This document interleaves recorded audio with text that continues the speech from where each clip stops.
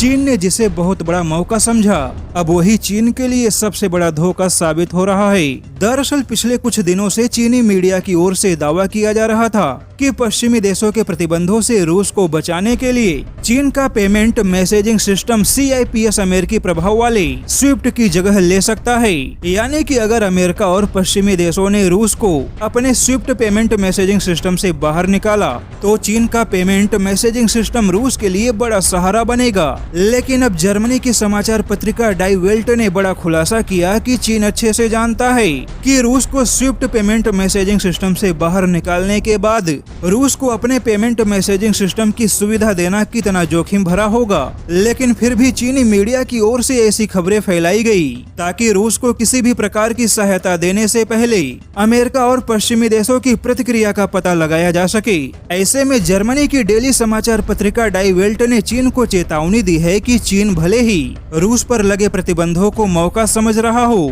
लेकिन अगर चीन ने अपने पेमेंट मैसेजिंग सिस्टम या अपने बैंकों के माध्यम से रूस के लेन देन को किसी अन्य देश में पूरा करेगा तो यकीनन चीन के बैंक भी प्रतिबंधों के दायरे में होंगे। दरअसल चीन का CIPS पेमेंट मैसेजिंग सिस्टम पहले से ही 50 बिलियन अमेरिकी डॉलर के दैनिक लेन देन को संभालता है, जबकि वहीं स्विफ्ट जैसे पेमेंट मैसेजिंग सिस्टम के माध्यम से प्रतिदिन 400 बिलियन अमेरिकी डॉलर का लेन देन किया जा रहा है। लेकिन वहीं चीन अपने प्लेटफॉर्म पर 100 अरब डॉलर के प्रतिदिन के लेन देन का लक्ष्य पाना चाहता है, जिस वजह से अमेरिका और पश्चिमी देश किसी भी हाल में चीन को रोकना चाहते हैं। ऐसे में अगर चीन किसी भी हाल में रूस की सहायता करेगा तो पश्चिमी देशों के पास चीन के पेमेंट मैसेजिंग सिस्टम पे प्रतिबंध लगाने का एक बड़ा मौका होगा। यानी कि पश्चिमी देशों ने चीन को यह चेतावनी दे दी है कि रूस के किसी भी व्यापारिक लेन देन में चीन अगर सहायक बनेगा तो उसकी एक बड़ी कीमत चीनी बैंकों को चुकानी पड़ेगी और ऐसे हाल में चीनी बैंकों पर भी प्रतिबंध लगाने की पूरी संभावना है।